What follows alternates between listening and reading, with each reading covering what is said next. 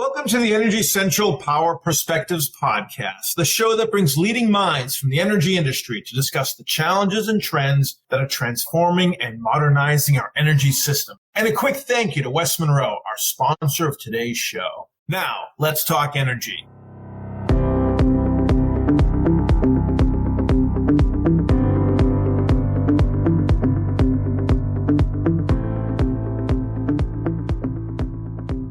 I'm Jason Price, Energy Central podcast host and director with West Monroe, coming to you from New York City. And with me, as always, from Orlando, Florida, is Energy Central producer and community manager, Matt Chester. Matt, we talk so much about the utility industry, specifically on this podcast, but today we're going to talk about the sector that works under, with, and around the utilities themselves, ESCOs. Can you pull for us the direct ESCO definition as a precursor to today's episode? Absolutely, Jason. So as you said, before we deep dive into the ESCO discussion, it's important to really fully understand what that means. So ESCO, which is ESCO, it stands for Energy Service Company. And these are the entities that operate in the realm of energy efficiency mainly. They work under, with, and around utilities, offering a range of services aimed at optimizing energy consumption, promoting overall sustainable practices. And essentially, ESCOs act as catalysts for positive change within the energy landscape. So we're excited to explore their impact further in today's discussion. Thanks for the context, Matt. And yes, our guest today will probably be the best person we could possibly pull in to give an inside view into the ESCO industry, the impacts it's having on utilities and their customers, and what the ever-evolving landscape of technologies and financially offerings look like. We're being joined today by Tim Unruh, the Executive Director at the National Association of Energy Service Companies, or NAESCO, N-A-E-S-C-O. Tim also has a deep power and energy track record before that, having spent years at Consumers Energy, Con Edison, and even the U.S. Department of Energy before being tapped as the Executive Director in 2018. We are eager to hear what we can learn from his unique vantage point of view. So let's bring him in. Tim, welcome to the Energy Central Power Perspectives podcast. Thanks, Jason. It's great to be here. And we've already started off on a good step with Matt's definition of an ESCO. So I think we're going to have a great time today. Fantastic. And we're thrilled to have you here. So thank you again for joining us. To start off, the relation between ESCO and utilities comes from a long history. But some listeners might not be 100% clear on the role of ESCOs and how they operate. So can you provide the quick overview of the ESCO sector for us? Yeah, Jason, it's a long history. Ironically, we're celebrating our 40th anniversary this year of NAESCO. So it's great to have a chance to talk about some of the history behind how we got to where we are. NAESCO kind of came out of the 1970s efficiency push. Remember, we had efficiency rules that were really detrimental to operation. Remember, you had to drive slow, the 55 mile an hour speed limit. We had lights that we had to dim. And so we didn't have as much light as we wanted to have in our spaces. We had temperatures that were always set colder than we wanted to be or warmer than we wanted to be. And so we didn't really strive for comfort. We were hitting energy any way we could, any way that didn't necessarily understand how the impact to occupants was. Then in the 1980s, we started to figure out that with new technologies, we could actually save energy and not just cut back on the space environment, but make it nicer and make it so that people enjoyed the indoor environment better. And so a lot of times, many ESCOs were starting out with utility companies. Either a utility company was a partner to a company that was an energy service company, or a utility started their own energy service company. Sometimes those were within their bounds and they would do like below the line work. And sometimes they would do that as a subsidiary, and it just varied across the country. But a lot of energy service companies, ESCOs, started with utility relationships. The model was this: you save from building updates, and these funds that you save from energy reduction and operational savings can fund the very updates that the building needs. So as you reduce the energy cost of the building, the savings from that would then fund into a loan that was taken that would then pay for that loan to upgrade the building. The savings could include energy, and it could include operational savings. And in some places, it includes avoided capital. So if you thought you were going to have to replace a boiler or a chiller or a control system, and you had that in your budget, you could use that to also provide a pay down of the cost of the renovation. ESCOs are really unique in three areas in the way we do business. The first is in the selection process. Normally, when a building does renovations, they develop a scope of work. They might hire an engineer or an architect to develop a scope of work. Then they send that scope of work out to the public for bidding. Well, in an ESCO process, the ESCO develops the scope of work through an energy audit. And so there is no scope of work to bid. And so the selection process is mostly done by a qualifications and a relationship type basis. Once you've selected an ESCO, they then develop something called an investment grade audit, the second unique thing. The first was selection process. The second is the investment grade audit. The investment grade audit results in a firm fixed price, meaning that the ESCO says, I will build this project for this many dollars with no change orders. The second is it has a guaranteed savings. Those are two very unique pieces. The firm fixed price with no change orders is because the ESCO developed the scope, not the owner. The second is the guaranteed savings, means that we will certainly make sure that the savings we say are going to happen over the term of our agreement. And then finally, the third thing that's unique is the long-term performance, and the fact that the energy service company has to stay with the owner for 15 or 20 years as long as the savings is needed to pay back the initial investment to ensure that performance continues to happen. Kind of a long roundabout way to get there, starting with the 70s, coming up to the way projects are done today. It's really helpful, Tim. I appreciate that, and I'm sure our audience does as well. You've done a good job helping us understand the ESCOs. Now let's learn about NAESCO. So give us a quick overview of your organization, in essence, the backup and support you provide to the U.S. ESCO industry and its role in the water utility industry.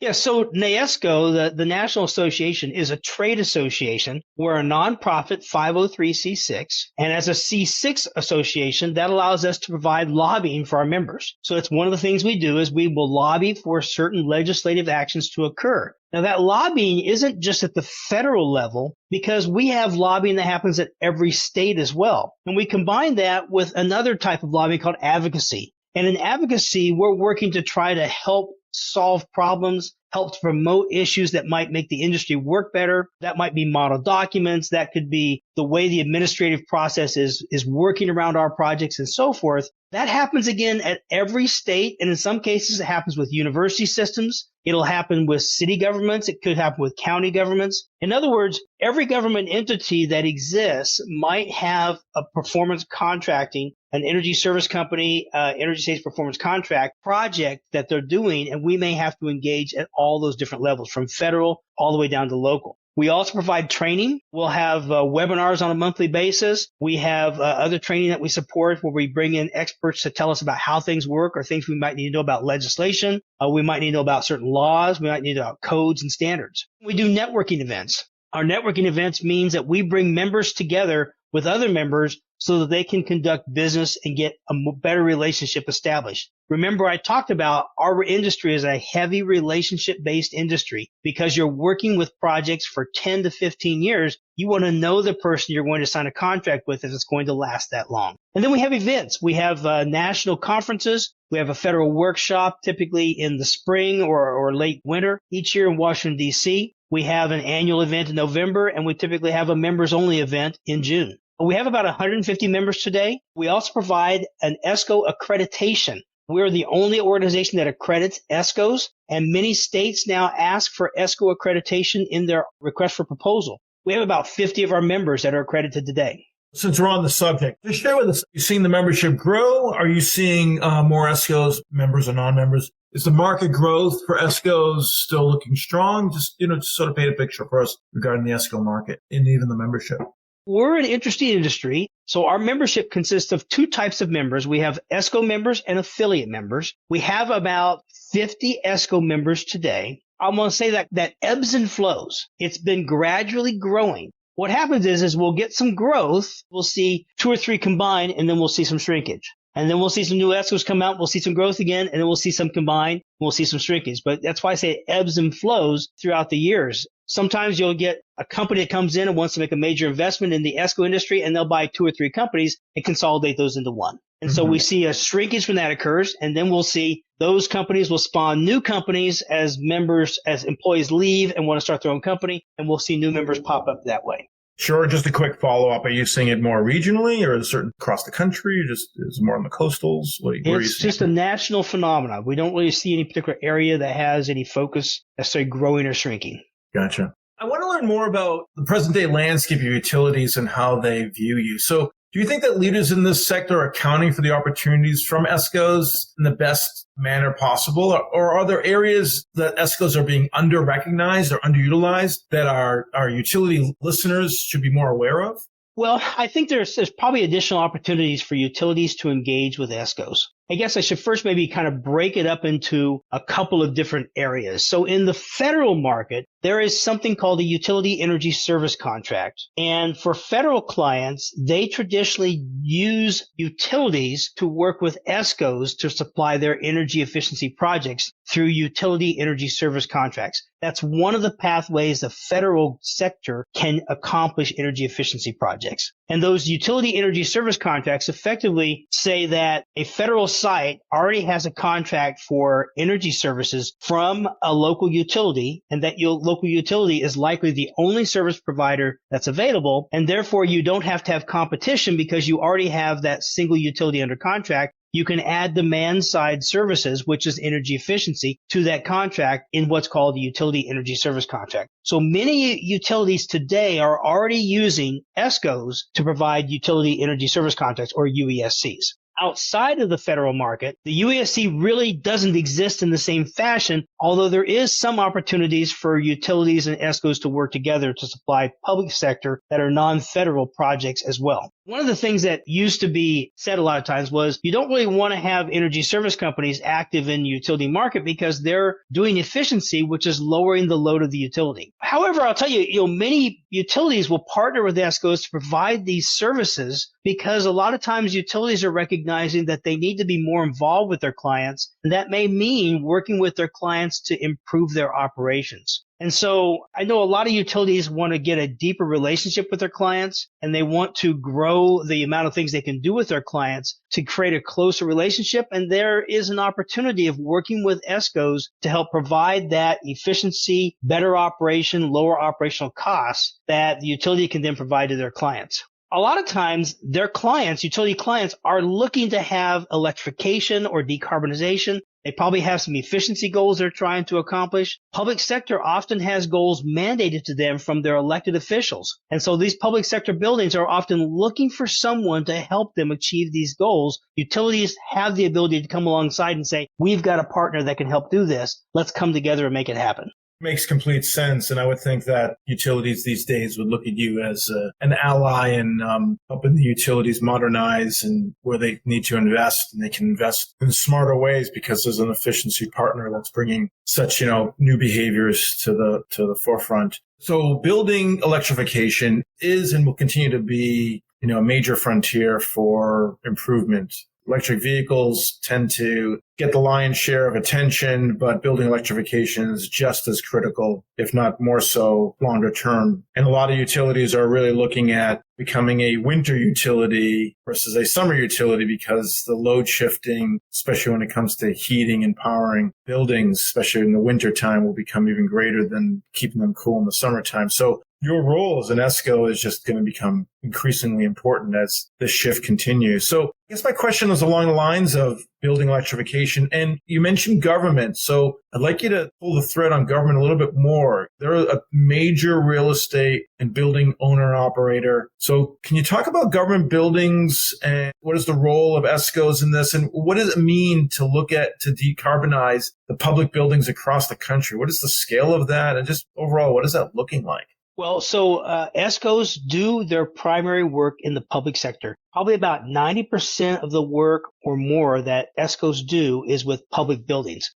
Public buildings or government buildings are about 25% of all commercial buildings in the U.S. I know it's hard to imagine that the government has that many buildings, but when you start to think about the K-12 schools, the post offices, the cities, the counties, perhaps you have other subdivisions of government, the university buildings and the federal buildings across the country. We have a lot of different levels of government presence in our buildings, in our lives. And so we have a lot of buildings to support that. The reason government is a good market for ESCOs in the model that they provide, where the savings pay for the renovations, is that when a government building needs to update its equipment, most of the time it has to have a budget approved prior to proceeding. And that budget approval in most cases requires a vote of either the public or a vote of an elected official. And to be frank, building improvements aren't really that great to go sell to your populace that I renovated the boiler at the courthouse. That's not going to get you votes versus I did something else with a park or something that people see. And so government funding for building renovations has often lagged, and we see a lot of deferred maintenance in our buildings today. So an ESCO can come in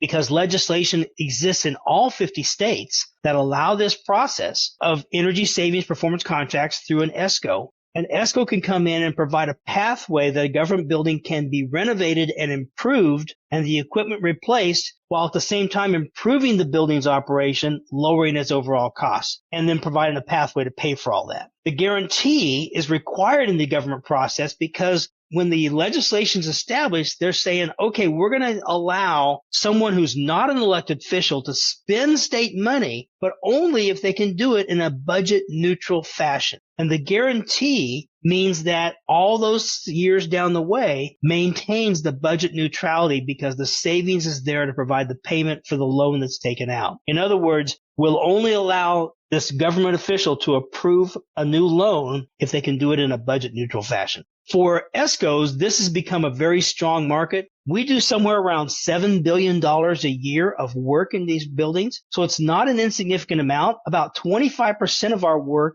of all of our work in that $7 billion is with K through 12 schools, which is one of the most needy sets of buildings we have in our country today. With, I think last I saw there was $82 billion of deferred maintenance in our public schools across the U.S. So that's why we see this market growing for ESCOs. And that's why there's such an incentive for ESCOs to look at the public buildings because their process fits very well with their funding needs. That's really interesting. And I'm glad you shared that. Efficiency is the name of the game, and ESCOs really drive that. But can we talk about the generation side of ESCOs? How long has this been going on where ESCOs are also involved with generation project? What percentage of portfolio reflects ESCOs in the generation side? And just, maybe we could just talk about or share with us the interplay between utilities and ESCOs on the generation side of things. Yeah, that's actually a really good question because generation used to not be a part of projects at all at the beginning. Today, many projects do have some measure of generation applied to them. When you think about the projects, we need to divide them up into the big and the small. So the small projects are most public buildings, and those public buildings are often located in a city, and they don't really have space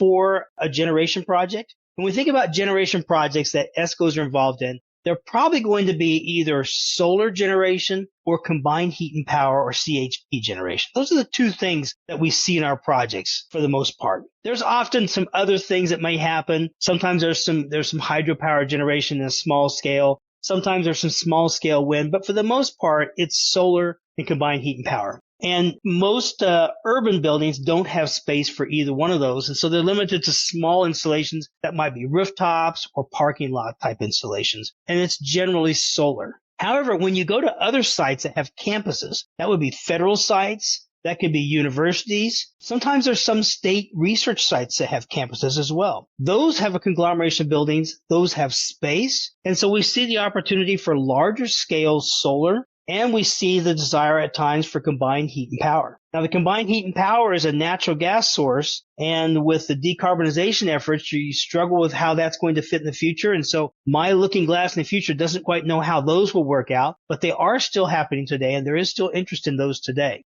There is also an opportunity with the federal government. They have something called an enhanced use lease. The federal government can work with a utility through an ESCO, establish an enhanced use lease where a generation facility is built on federal land. And the reason the federal government wants that is that that generation facility will be connected to the utility, providing power into the utility system for normal operation. But in case of an emergency, that local site of generation can be diverted to provide power to the federal site for national emergency and reliability and resiliency needs. Sometimes the large site, if you have an enhanced use lease, might take the steam from generation of electricity for their site use and allow electricity to be used by the utility. That also has happened. Clearly, whenever the ESCO is installing any type of generation, it has to work with the grid operators, whether that's utility or a local grid operator, to work on the interface requirements. Whether they're large or small, those always exist. And I want to point out that while we talk about generation, I don't want to forget that as we see the generation portfolio change for the future and become more renewable, we know that there's new challenges with operating a fully renewable grid. Now, we're nowhere near fully renewable, but as we inch closer to that, we'll see some of these challenges start to emerge.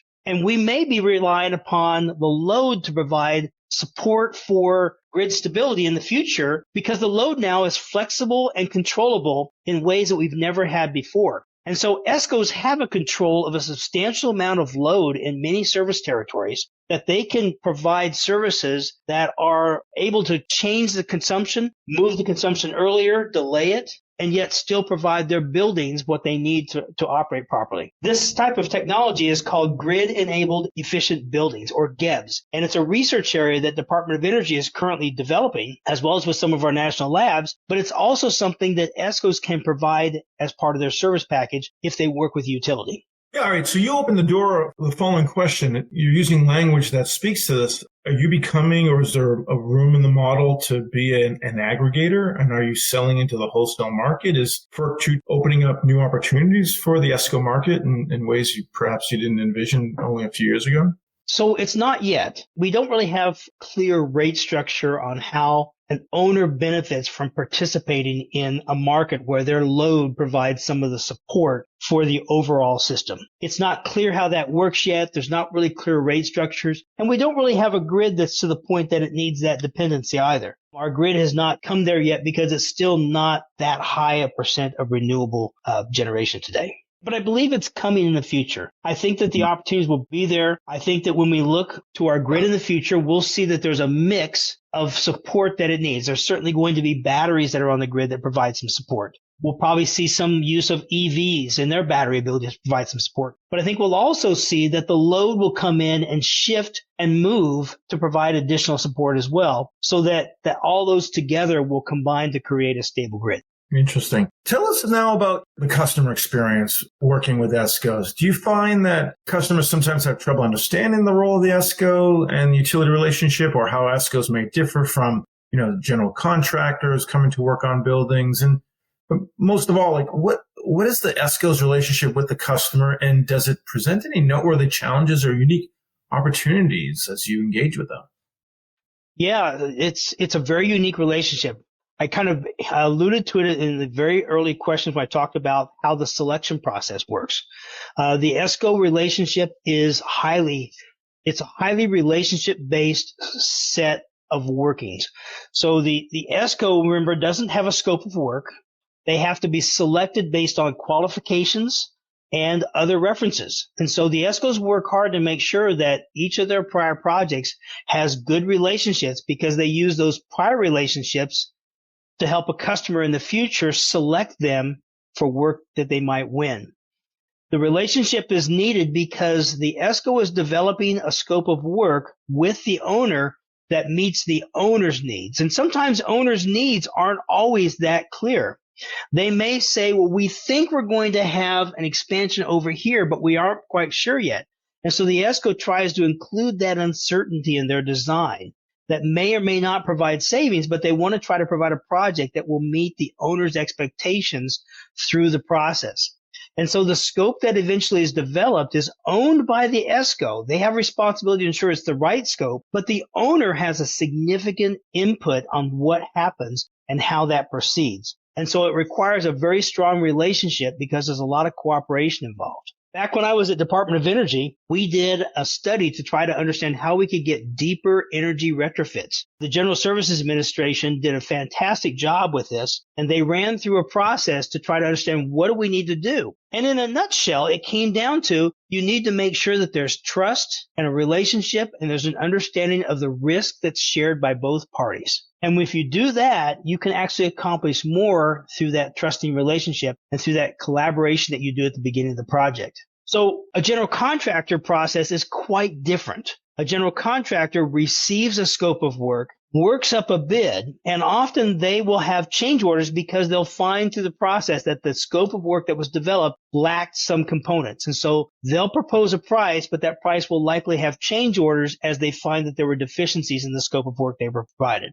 That is not a really relationship process. There may be a relationship developed through that, but it's not one that was developed through developing the scope together and developing a project that you both agree upon. The challenges that the ESCOs have to overcome in this clearly is the pricing clarity. So since there's not a bid where you go out and get 3 prices, owners often feel nervous that they're not getting the best price. And so the ESCO then works to ensure that they show the customer the amount that the bids that they receive for the work, and they will do the 3 price bidding, but they also will then talk about how they'll mark up their own ESCO services in the process in a very clear and open fashion. The other side is guarantee certainty. The owners are often unsure, will they really get the savings, and do we have the proper measurement technique to ensure that the savings are measured properly? And so those are the 2 things that really come together that form the uncertainties that the ESCO has to overcome, and they have to do that with that relationship that they established at the beginning. That's very interesting. So talk to us about the length of the relationship, because, as I understand it, the ESCO role in the project lasts for the life of the duration of the equipment being installed. That could be 15 to 20 years. So can you talk a bit about, what is going on during that time? What other role does the ESCO serve? How is it during this time that utilities may be involved during the whole long-term engagement as well? So how does that relationship look like with the client, the ESCO, and the utility? Yeah, so the contracts are very long, 10, 15 to 20 years. Federal contracts can go up to 25 years. And the reason that they're so long is that it takes that long for the savings to pay back for the new equipment that was installed. Now, clearly, you can't go in and put a contract together where you have a savings need that outlasts the equipment that's installed. So you have a limitation of how long the equipment will last in this piece as well, because you can't have a 50-year contract if your piece of equipment only lasts 20 years. That guarantee of savings lasts that long to ensure that the full initial loan to do this work is paid off. And the way the guarantee works is dependent on the contract with the client.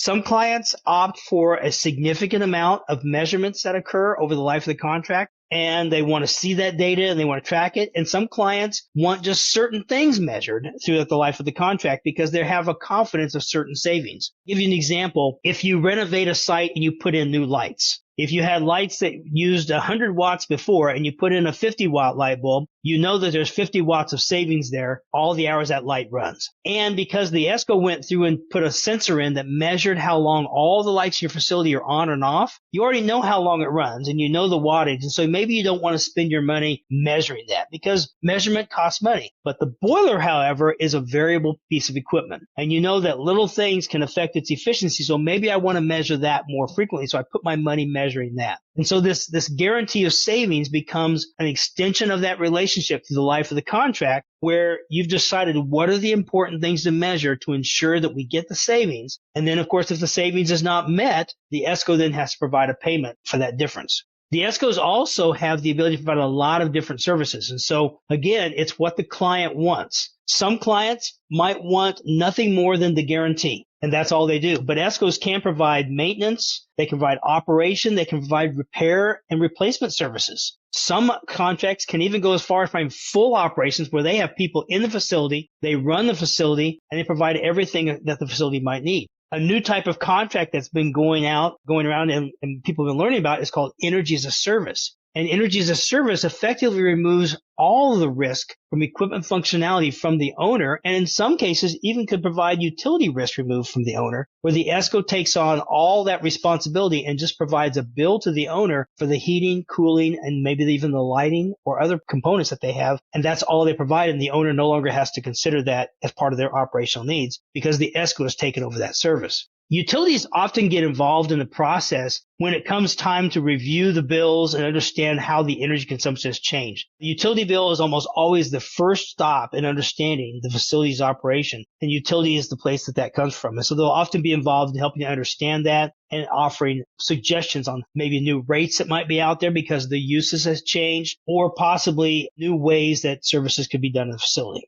That's really interesting, especially the energy as a service. So like a subscription model. I'm understanding it correctly. Yeah. All right. So Tim, look into the crystal ball. What's coming around the corner? What are some trends you're seeing? How will the ESCO landscape look like in the future? That energy as a service thing I just mentioned, I think it's going to grow. I think owners are specializing more in their core operations. And they see the opportunity for someone else to take components of their operation away from them that they really may not have the expertise in, and that the market is developing reliable organizations that can provide that and provide a worry-free solution. So I think energy as a service will grow, and we'll see more organizations wanting to outsource the energy components of their operation. I think that the grid will become more renewable, and it's going to require more support from a flexible load. I think that ESCOs have a lot of control of this flexible load, and you'd mentioned it. Would there be a market for ESCOs? I think that there will be a market developed for that flexible load. I think that ESCOs will control a good portion of that because they already have it today, and they'll provide that into the system. So those are the two key areas I think that we'll see growth. I think we'll continue to see growth in the traditional ESCO market with a savings-based performance contract through many years, but I think we'll see the other pieces grow as well. In other words, I think the market will grow bigger than it is today. Well, that's fantastic. And I must say, Tim, this has really been a very interesting conversation. I've learned a ton about the ESCOs and how your organization, NAESCO, operates. So I really want to appreciate your time. And before we let you go, and we do want to give you the last word, we do have what's called our lightning round, which gives us an opportunity to learn a little bit more about you, the person, rather than you, the professional. We have 5 questions. We ask you to keep each response to one word or phrase. So are you ready? I'm ready. All right. Morning beverage of choice. Iced tea. What's your dream vacation destination? Well, it's a beach with a tiki bar, and I'm probably not drinking iced tea. What's the last book you couldn't put down or TV show or movie you couldn't stop thinking about? Well, this is a little longer than just one word. I saw a YouTube video recently about sewing machines and how they were invented. It was so fascinating. They had to change the entire way we sewed to enable a machine to do the same job. And I just was amazed at that kind of out-of-the-box thinking to make that work. And it transformed the industry. That sounds interesting. What's the first major splurge you'd make if you won the lottery? Well, my splurge is boring. I'd pay off my house, but then I'd take a trip to a beach with a tiki bar. Love it. And what we always ask all our guests is, what are you most motivated by? I like a job well done. At the end, I want to look back and I want to be happy and proud of what I did. And I want those around me to also be happy and proud with what they did. Very nice. Well, we say we give you the last word, knowing that there are utility professionals and utility leaders listening in on today's conversation and learning from you about the ESCO market. What are some of those closing messages you would want them to take away? I believe that any industry should focus on what is best for their client. Sometimes there's always a race for the bottom line, focus on your business. And I think focus on your client will gain you a client forever. And likely, I think that will translate into a stronger bottom line. That's what I like about the ESCO industry. I see my members, they're constantly working to make the best project for their client.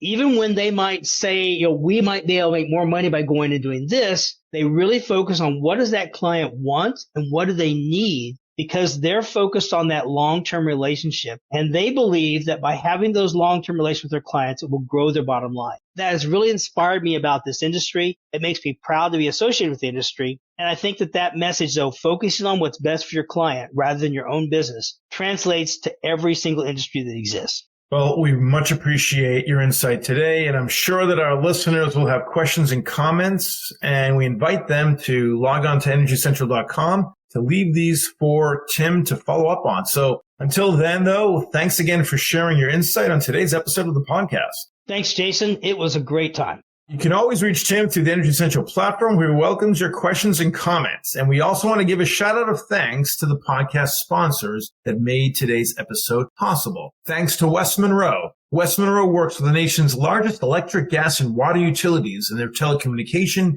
grid modernization, and digital and workforce transformations. West Monroe brings a multidisciplinary team that blends utility, operations, and technology expertise to address modernizing aging infrastructure, advisory on transportation electrification, ADMS deployments, data and analytics, and cybersecurity. And once again, I'm your host, Jason Price. Plug in and stay fully charged in the discussion by hopping into the community at energycentral.com, and we'll see you next time at the Energy Central Power Perspectives Podcast.